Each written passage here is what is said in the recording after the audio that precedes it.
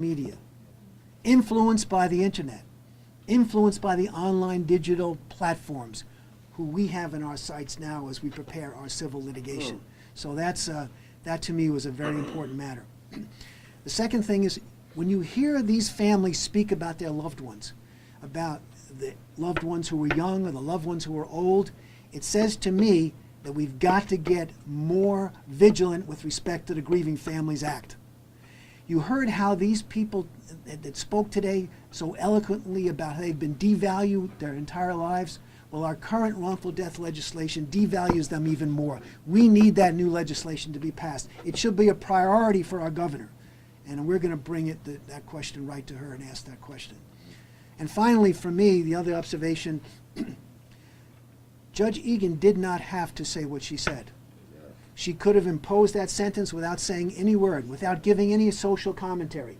But she went deep into the problem that's at the root of our society. She talked openly about white supremacism, about racism, about a history that we all know and you all lived.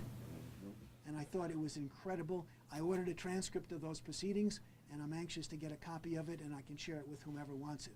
But Aviel and Ben? Hi, good afternoon. My name is Aviel Dawkins, one of the attorneys representing the families.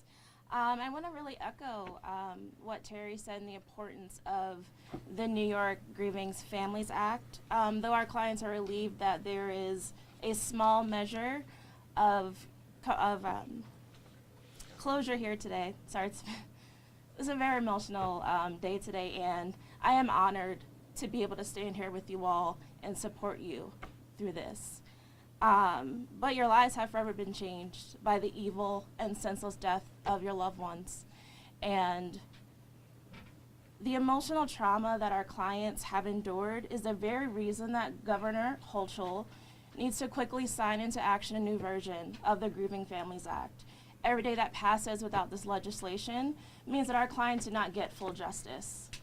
And so we implore Governor Hochul and the New York State Legislature in their capacity to make this a priority and to, as you're representing the citizens of the state of New York, to make sure you pass a new version of the Grieving Families Act. Thank you.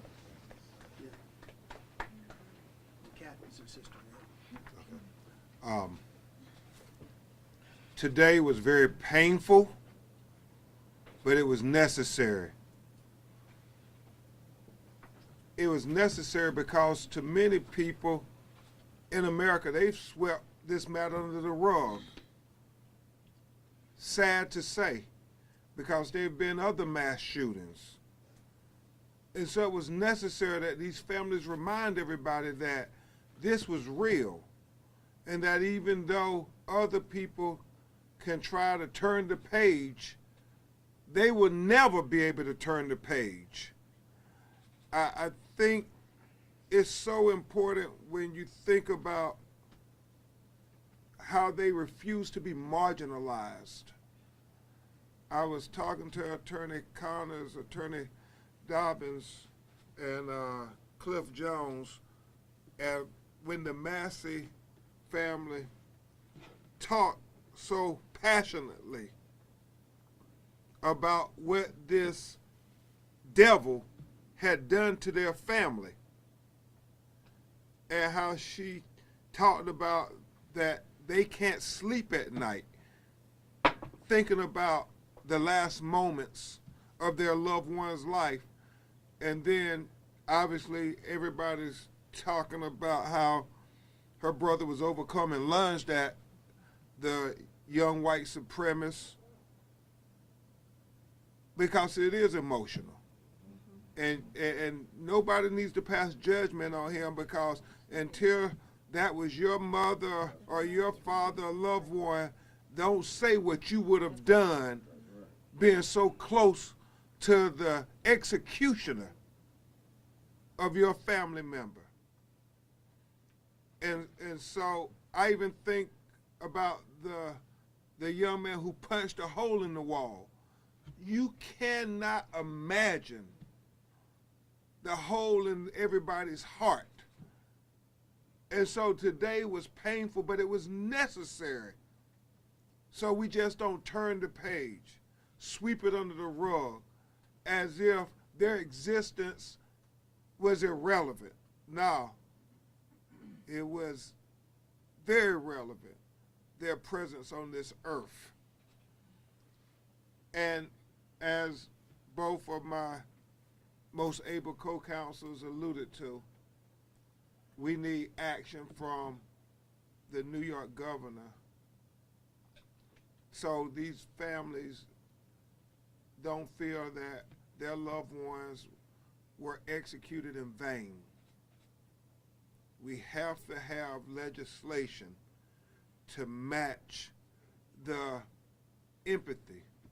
Thoughts and prayers only go so far. At some point, we need legislation. And it can start here in New York. It needs to start here in New York. Thank you. So when the families turn to me and they say to me, why didn't the Grieving Families Act pass? Why wasn't this legislation?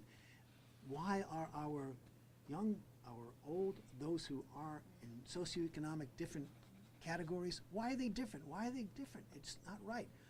Why are our relatives being treated as though they're worthless when we know they are priceless? And that's a quote that I got right from one of our families. So I mean, I think that says it all about what needs to be done with respect to this Grieving Families Act. But all of the people are here now. There are a lot of people who, some who spoke eloquently, some who were available for the comments. If you have questions, we'd be happy to take those questions and answer them as best we could. Let's do the questions at the end, Terry. To the end? Yeah. Okay. Well, how about we bring one family up at a time? If they have a family want to speak, we want to go with Whitfield first. Oh, Zanette is always good. She's Zanette. Raymond, you want to speak? We need somebody from the Darnell, Whitfield family, and we'll take a representative or representatives from each family.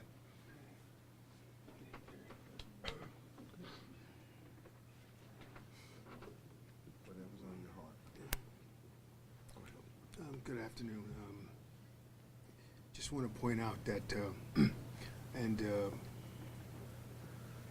want to just highlight, I don't know what to call it, the speech or the comments that Judge Egan gave as it pertains to the history of this country, the history of our people in this country. And we talk about the Grieving Families Act and things like that. There's a connection all the way back through slavery. The insurance company was formed, the insurance industry was formed to protect slave owners from the losses they incurred, financial losses they might have incurred from slaves who might have had the audacity to seek their freedom. That's where the insurance company came from. And so all the way to this present day, when we talk about redlining and all the other things that are part of the insurance industry, to allow them to continue to not value our loved ones' lives today it's all connected, and it needs to change. All of these things, none of these things are happen chance or by accident. It needs to change. We need to address all of the things that the judge talked about. I don't need to reiterate what she said. I'm very thankful that she said what she did. As was said earlier, she didn't have to do it. And so our family stands here in unison with the other families and with all of those who are been marginalized and criminalized in this country, demanding change. The only thing that I would add to that is when you marginalize and try to put a value on someone's life, and you say one life is more valuable than the other because of an occupation. Our mother she never had an occupation except to raise us as decent human beings. She did that exceedingly well. And I know that the rest of these families are like our families. She was a senior citizen like many of these victims were. They are the glue that hold us together. Amen. She was still doing her job moments before her untimely death, taking care of her elderly husband, the love of her life, and looking after her many grandchildren, who many of them are with us here today. This had to be one of the most difficult things you can possibly go through. You know, when you go to your mama's funeral, you think that's the worst thing ever. And in many ways it was. But how about going to your mama's funeral, their mama's funeral, your uncle, you know, And the 3-year-old son will never see his daddy again. Stop putting value where if you don't understand value, you can't put value on love. Okay? Wow.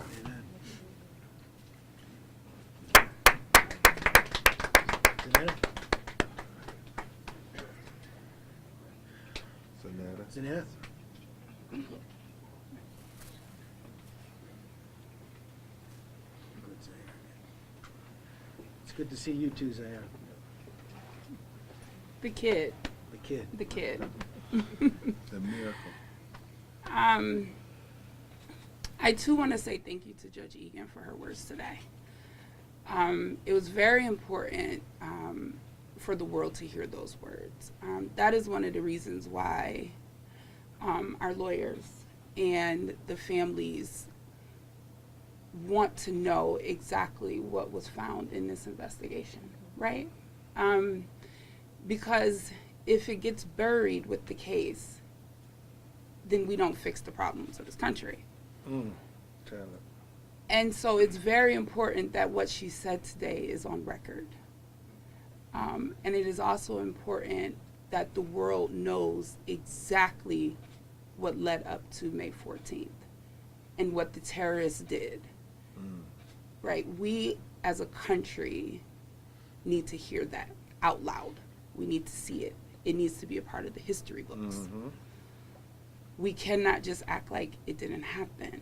Zaire is standing here. Yes, he is a miracle. But his wounds are real, right? What happened to him that day is real. We lost 10 people that day. That's real. And so we have to make sure that our history reflects exactly what happened that day. Do you want to say anything, kid? You good? Okay. Thank you. You know, ironically, the defense lawyers, I don't know if you heard this or not, but the defense lawyers for Gendron said they support the release of the information to us, that they don't have any objection to it. That's something that it should give this momentum. It should give it some momentum to get, as Zanetta says, open up this, see what happened. We all know it didn't begin and end with the shooter. There is so much more that has to see the light of day. And I think what Zanetta said is so important. We're in the midst of Black History Month. And there are a lot of people in America who don't want to tell all the history. We got to make sure they tell every part of the history. Because if not, we may repeat the sins of the past. And I think when we look at this young white supremacist, hopefully we can teach people that this is wrong before they try to reenact it. Because if we don't teach history, you see these things repeat themselves. So I can't say enough, Zanetta, about how important it is that we understand this is a part of American history. We have to show all of it. The warts, the brutality, every part of it.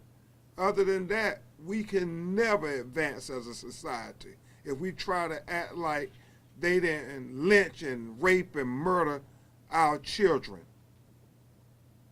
Because if we don't show that, you will see more episodes of what happened in Tops Supermarket.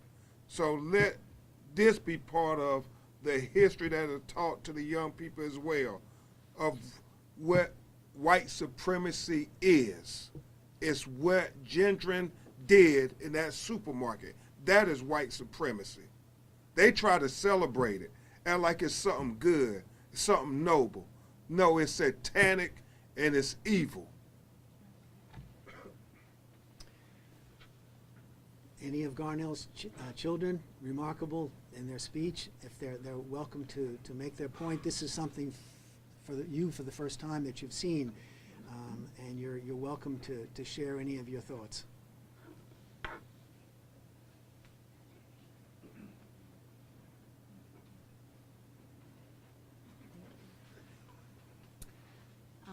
Thank you, my beautiful baby sister. I would just reiterate the statement that I read was a collective statement. It was on behalf of every single one of her grandchildren. We had conference calls and Zoom calls and came together across multiple states to write that statement. As powerful as it was, those were not just my words. And so I just want to reiterate that. And so much has happened. It's been a long day. I think that I would just reiterate some of what we said in the statement and other families have said as well. I think some people want to put, focus on this individual and say his name and make sure that visibility is there, but it's irrelevant. This person is entirely irrelevant as an individual in the history of this, and is just one member and one reflection of this larger piece.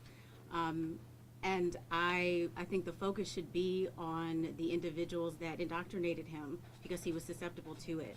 Yes. And that's what we need to talk about, is that there are people who are being victimized by other people and indoctrinated by other people, and it really centers on their fear.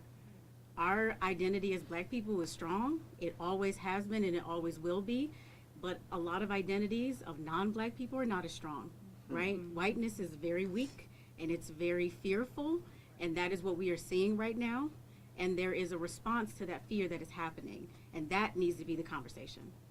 We are not asking to be saved as Black people any longer, as a community. We have individuals in powerful positions across this country and have had that for a long time. And our communities are still struggling. And we still see cities like Buffalo that don't have what they should have, and predominantly Black areas that are not supported the way they should. And so those are the conversations I hope to have moving forward, and not about this individual, and not about this in a sort of vague way where we just focus on Black pain. So that's my hope and my goal moving forward. I just want to say that today's been rough, but I'm so grateful for my family. I miss my grandmother.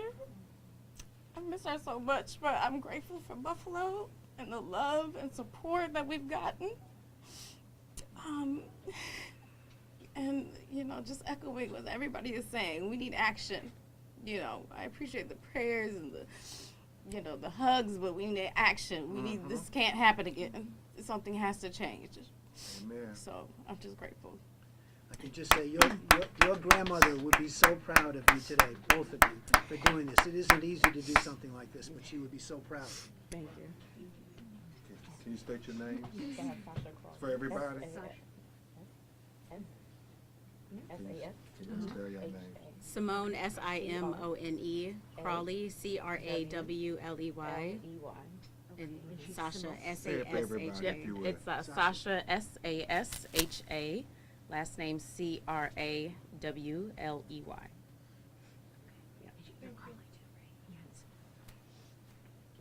Happy to open it up, unless, Michelle. Tell them. So today was a very, very emotionally riveting day. I think I probably got very little sleep last night, but I'm really grateful for the purpose. And one thing that stuck out with me that Judge Egan challenged us with is sometimes we have to look at those uncomfortable places.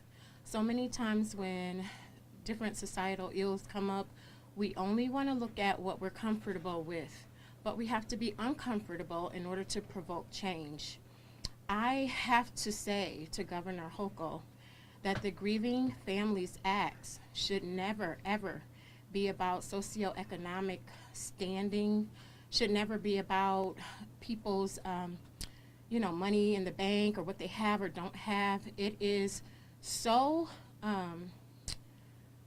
critical to be able to stand as an advocate for your family that's grieving, to have to fight grief, and then on the other hand, account for why your loved one's blood that was shed is less important than the other. And I feel like statements that have been made regarding the Grieving Family Act is really indicative of a mindset that certain people are entitled and other people are not. We have to, as a society, talk about those uncomfortable things like classism. We have to talk about those uncomfortable things like the haves and the have-nots. At the end of the day, there were 13 people who lost blood that day. 10 died, and 3 were very amazingly blessed to live. But at the end of the day, when they bled, it was all the same color. We didn't take a poll for who had what. We didn't do any of that. And that is what we need to, just unpack over the next few fleeting days. I like what Council said about, the whole May 14th being a has-been afterthought.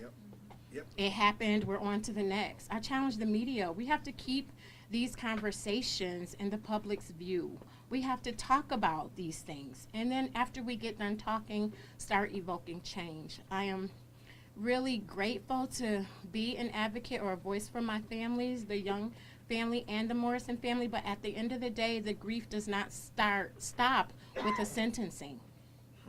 So, let's just all be sensitive. And as I take my seat, one thing that we can do is start with our circle, where you work, where you go to eat. Start talking about how you're going to love different, how you're going to show compassion different. How will you look at white supremacy? What can be your role in changing the scope of what has been to affect change for what can be better? Thank you.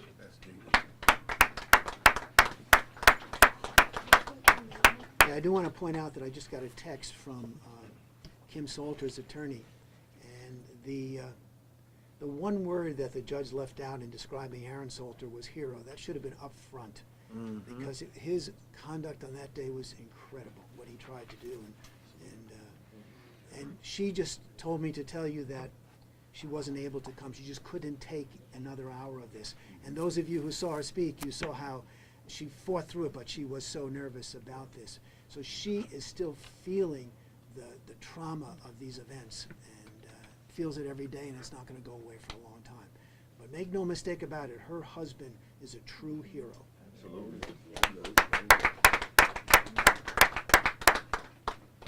We'll take any questions if you have any.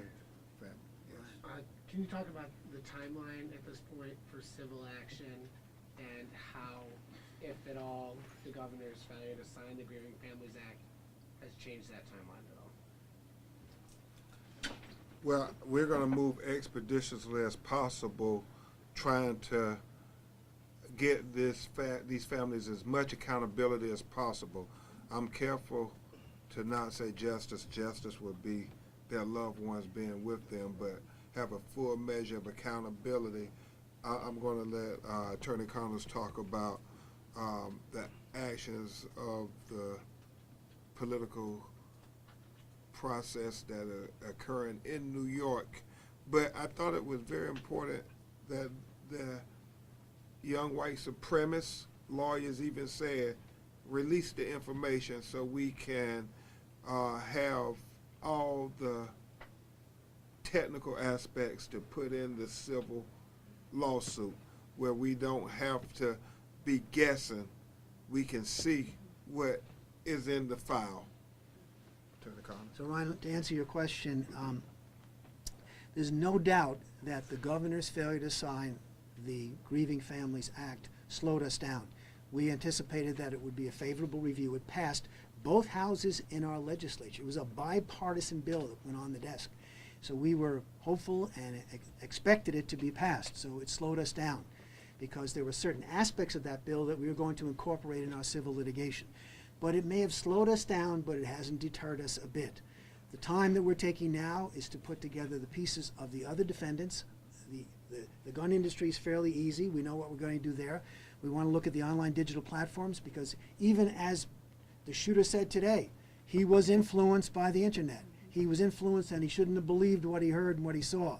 Well, I'm not giving credence to those words, but there's no doubt about it that he and others, countless others, being influenced by these chat rooms and by these digital platforms that just foment the hate. They just propagate it. They send it out. They make it acceptable to be able to listen to this and to share it. So that's what's going to slow us down a little bit, but we are going to be diligent to pursue these cases.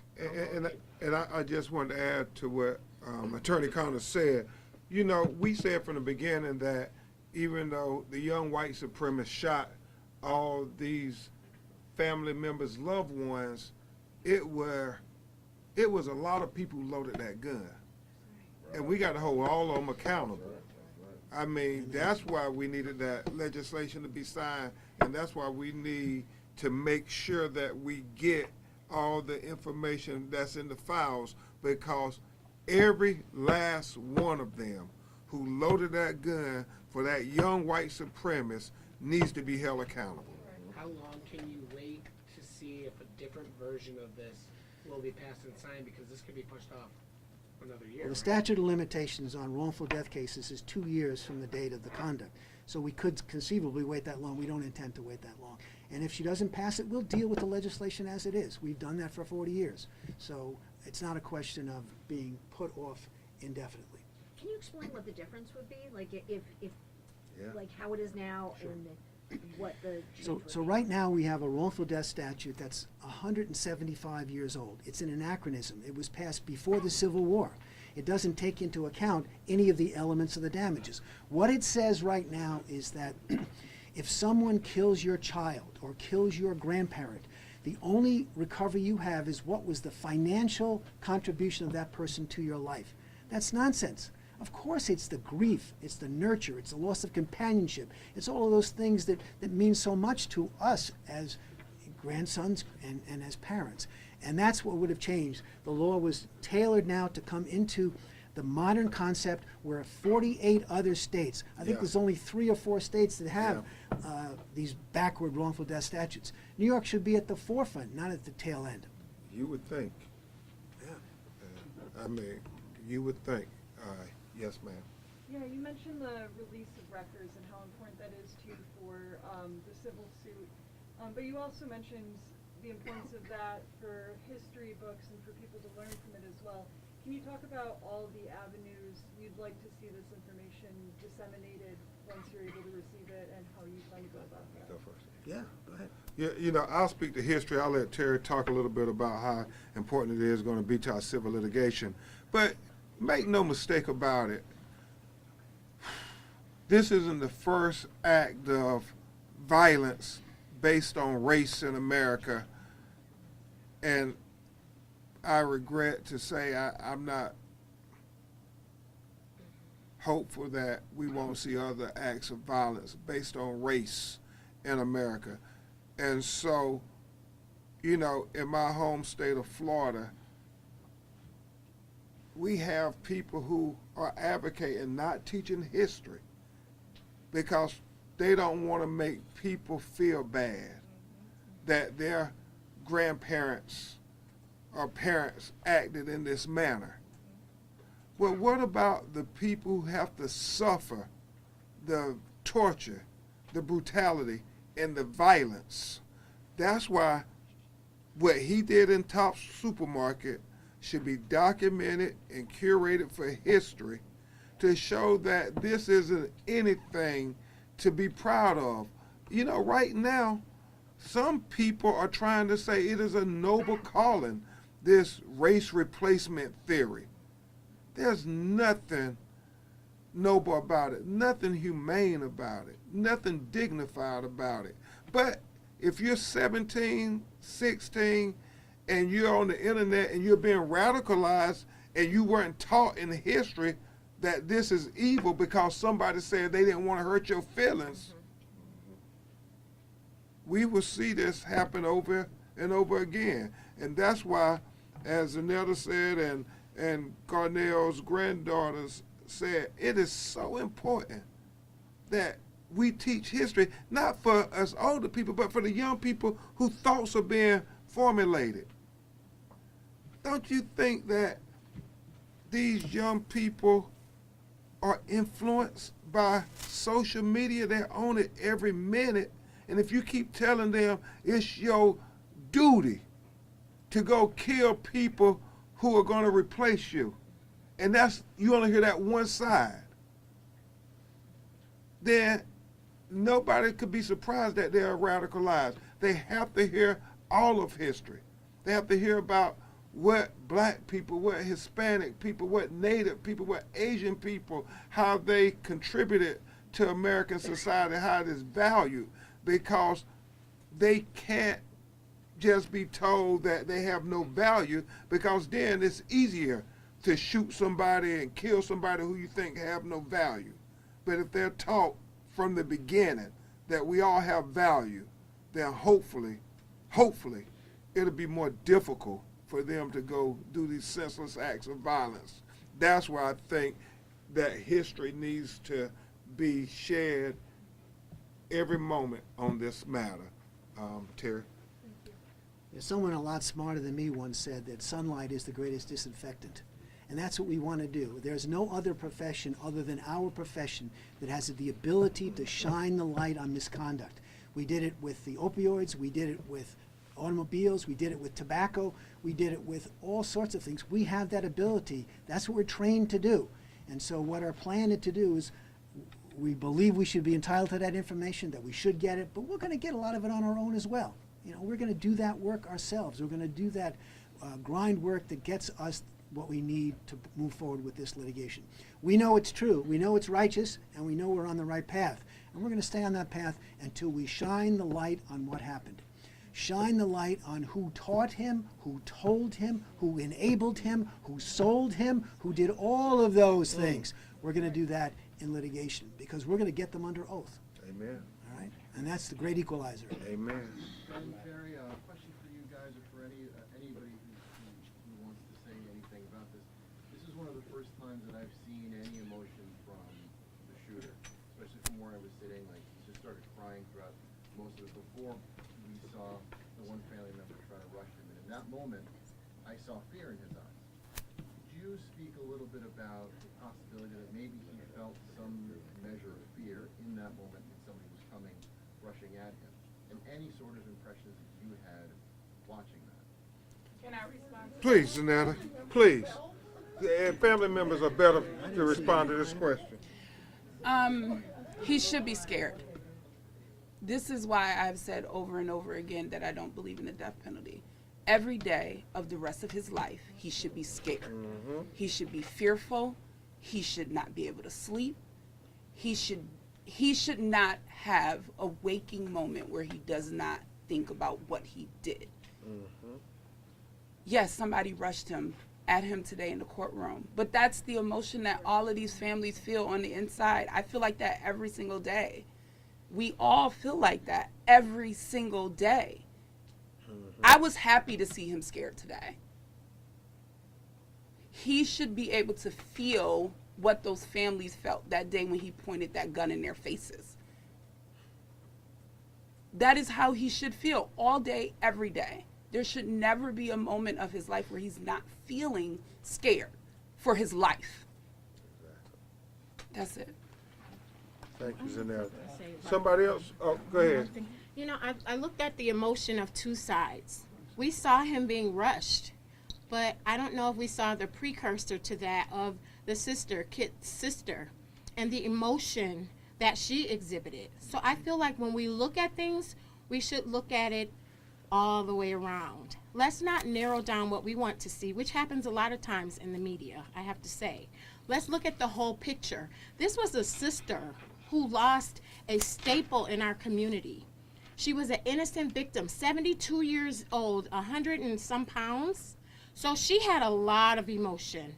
The person that got ready to rage, he had a lot of emotion. So we have to look at the emotion on both sides, and we have to look at beyond his tears, all of the tears of the people that died, slow deaths, of those that were injured, of those that are still crying. So while we're evaluating tears, let's just be not biased to where we're only evaluating one side. Yes, I agree, he should feel these emotions. It's very good for him.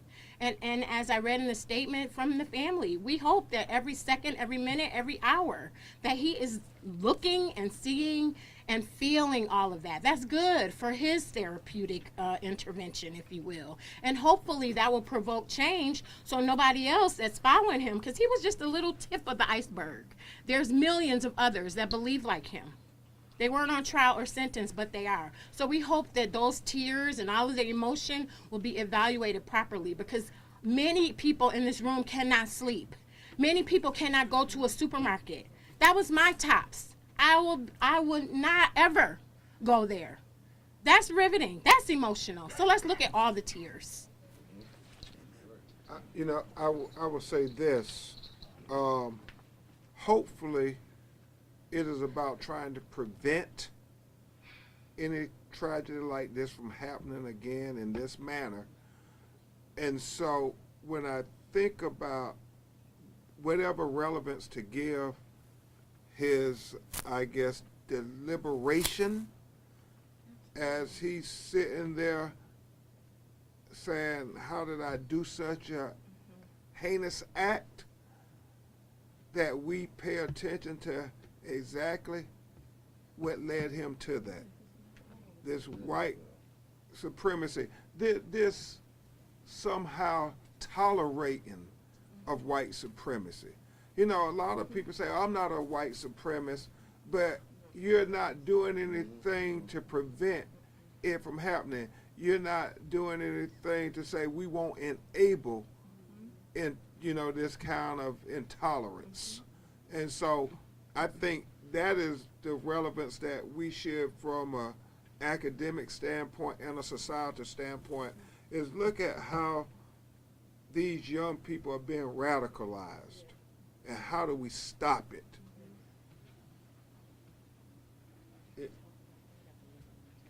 Any other questions?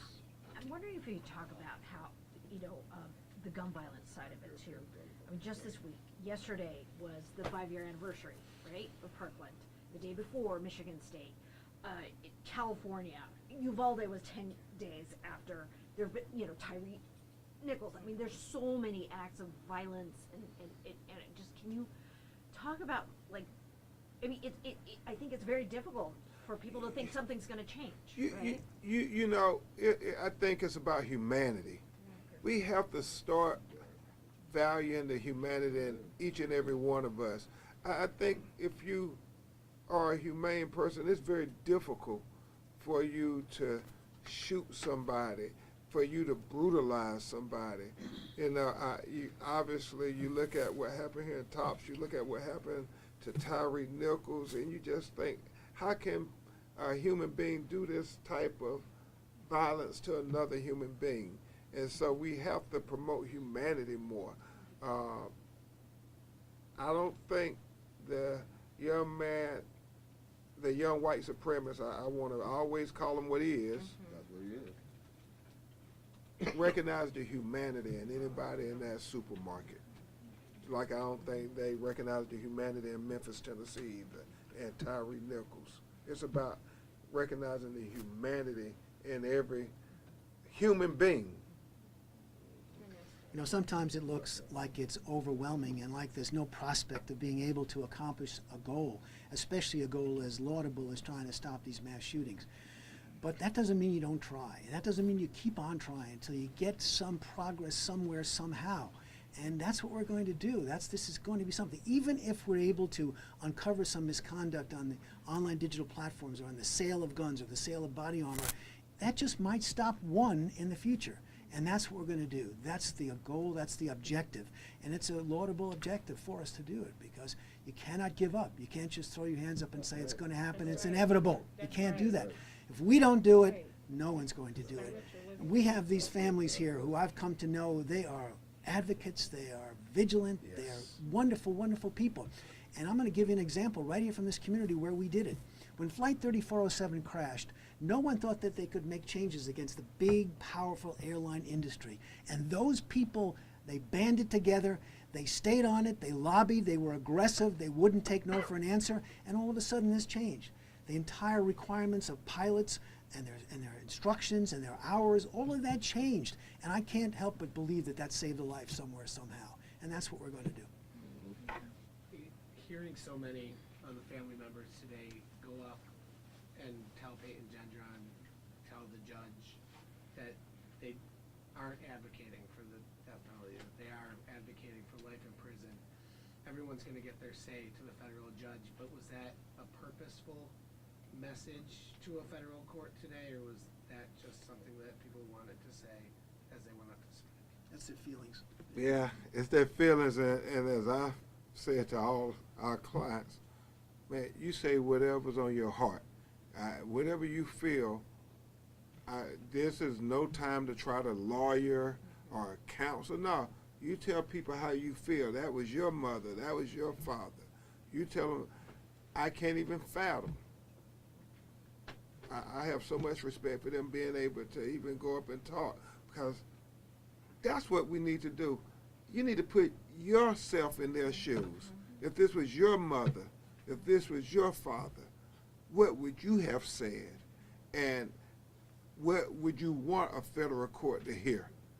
I mean, you know you can't get your loved one back, but as Attorney Collins said, you're doing everything in your power to be a spark of light to make some change. And so I think the federal court hopefully heard these families, because we don't know what's going to happen between the federal prosecutors and the defense lawyers. But a lot of people, because our reality in America, if this would have been a different fact pattern, you had a young black man go kill white people in a supermarket, yeah, nobody would question that he was going to get the death penalty. So before we break up, I just want to share some positive news with you before we break up. In Miami, Florida, they just named a law school after Benjamin L. Crump. Right? That doesn't happen very often. That doesn't happen very often. So that's the quality of our team. I love you, Terry. I tell you one thing Terry said too that really inspired me just a few moments ago. We can never give up. We can never give up. We're talking about Black History Month.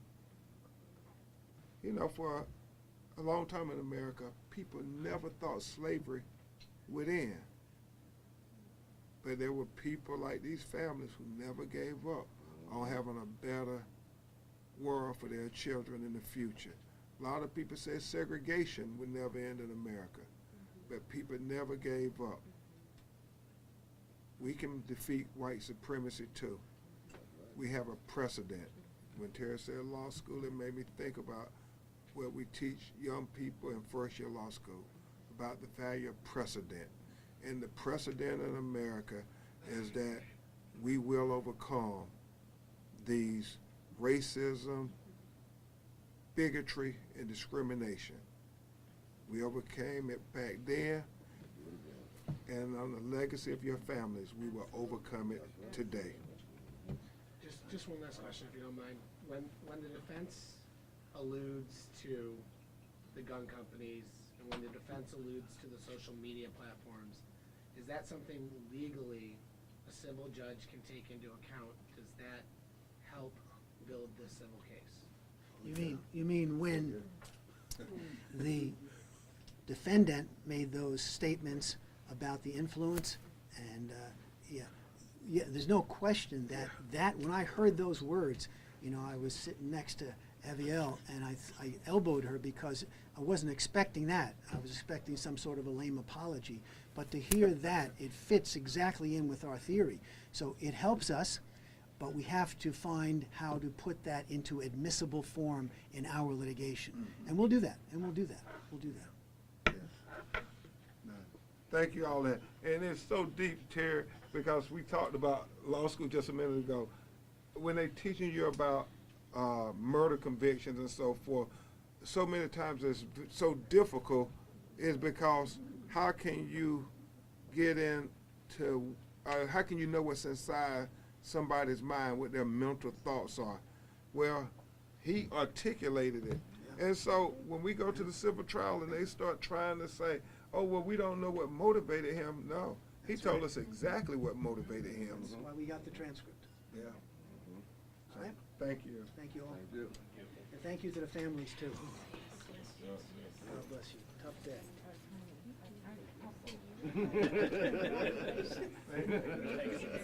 Yeah. You okay? Yeah, he tripped me. Okay. Thank you. Thank you. Hey, I got a feeling this place bonded.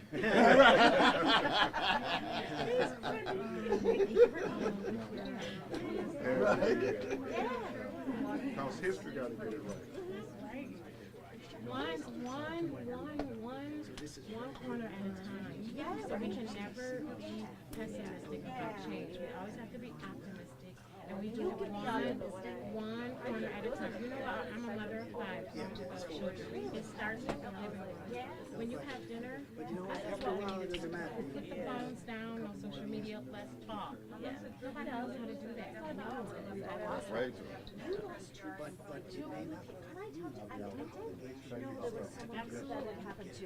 My name is Monty Becker. I'm from Buffalo News. If I could just, if we could just talk about what that. I'll sit down. Hey, Rob, I thought you were going to send Lauren home. In court. She's gone for the day, but yeah.